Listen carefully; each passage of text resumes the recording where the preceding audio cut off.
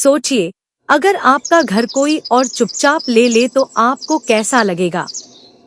ऐसा ही कुछ हुआ हमारे प्यारे तोते के साथ। लेकिन कहानी में ट्विस्ट तब आया जब फैसला करने एक महान ज्ञानी आई, जो दरअसल कुछ और ही निकली। बहुत समय पहले की बात है। एक घने जंगल में एक बड़ा पेड़ था। उस पेड़ के तने में एक खोखली जगह थी, जहाँ एक तोता अकेले रहता था। पेड़ के आसपास बहुत सारे और पेड़ थे, जिन पर तरह तरह के फल और बीज उगते थे। तोता रोज वही खाता, फिर आराम से सो जाता। उसकी जिंदगी बड़े मजे में चल रही थी। एक दिन उड़ते उड़ते एक और तोता वहां आया और पेड़ की टहनी पर बैठ गया। दोनों में बातचीत शुरू हो गई।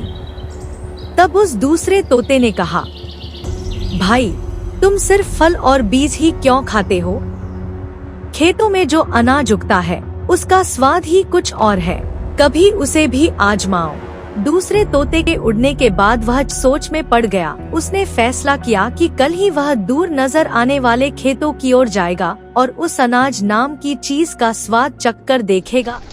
अगले दिन वह खेतों की तरफ उड़ गया। वहाँ धान की फसल उगी हुई थी। उसने कुछ कोंपलें खाईं और उसे वो बहुत स्वादिष्ट लगी। पेट भरकर वो एक पेड़ की छांव में सो गया। अब रोज उसका यही काम था, खाना पीना और सो जाना। 6-7 दिन बाद उसे सुध आई कि घर लौटना चाहिए। उधर एक खरगोश, जिसका पुराना बिल बारिश के कारण खराब हो गया था, नया घर ढूंढ रहा था।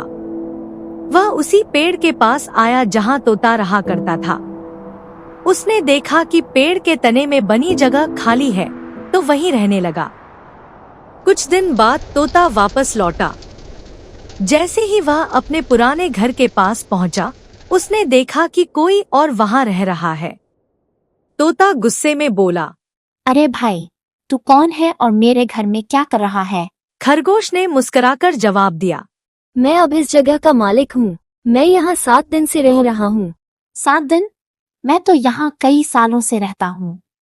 आसपास के किसी भी जानवर से पूछ लो। जब मैं आया, ये जगह खाली थी, तो मैंने यहीं रहना शुरू कर दिया। अब मैं किसी से क्यों पूछूं? तोता गुस्से में बोला, तू शराफत से मेरी जगह छोड़ दे, वरना। खरगोश ने टोकते हुए कहा, वरना तू क्या कर लेगा?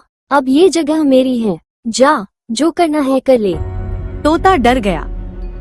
वह इंसाफ की तलाश में दूसरे जानवरों के पास गया, लेकिन कोई उसकी मदद नहीं करना चाहता था। एक बूढ़े उल्लू ने सलाह दी, बेहतर होगा कि तुम दोनों मिलकर कोई समझौता कर लो। लेकिन खरगोश किसी भी हालत में जगह छोड़ने को तैयार नहीं था। फिर एक चालाक लोमड़ी ने सुझाव दिया, किसी समझदार जानवर को पंच बना लो, वही सही फैसला करेगा। तोता और खरगोश को यह बात पसंद आई। वे दोनों किसी समझदार जानवर की तलाश में चल पड़े। घूमते घूमते वे गंगा के किनारे पहुँचे।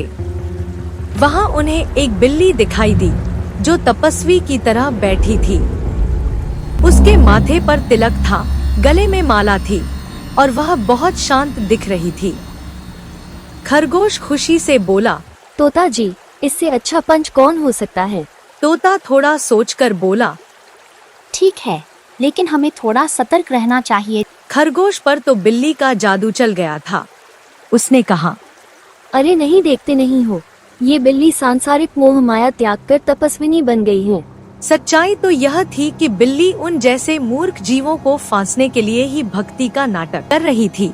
फिर तोते और खरगोश पर और प्रभाव डालने के लिए वह जोर जोर से मंत्र पढ़ने लगी। खरगोश ने उसके निकट आकर हाथ जोड़कर जयकारा लगाया। जय माता दी, माता को प्रणाम। बिल्ली ने अपनी आंखें खोली और मुस्कुराकर बोली, युष्मान भव। तुम दोनों के चेहरों पर चिंता की लकीरें हैं। क्या कष्ट है तुम्हें? तोते ने हाथ जोड़कर कहा, हम दोनों के बीच एक झगड़ा है। हम चाहते हैं कि आप उसका फैसला करें। हरे राम, तुम्हें झगड़ना नहीं चाहिए। प्रेम और शांति से रहो। तुम्हारा झगड़ा क्या है? तोते ने मामला बताया। बच्चों, मैं काफी बूढ़ी हूँ, आंखें भी कमजोर, इसलिए तुम दोनों मेरे निकट आकर मेरे कान में अपनी बात कहो, ताकि मैं झगड़े का कारण जान सकूं और तुम दोनों को न्याय दे सकूं। जय सिया राम। वे दोनों भक्तिन बिल्ली के बिल्कुल निकट आ गए ताकि उसके कानों में अपनी अपनी बात कह सके। बिल्ली को इसी अवसर की तलाश थी। उसने म्याऊं की आवाज लगाई और एक ही झपट्टे में खरगोश और तोते का काम तमाम कर दिया। फिर वह आराम से उन्हें खाने लगी। इस कहानी से हमें यह शिक्षा मिलती है कि जब दो लोग आपस में झगड़ते हैं तो कोई चालाक तीसरा फायदा उठा लेता है। इसलिए झगड़ों से बचना चाहिए और आपस में समझदारी से बात करनी चाहिए।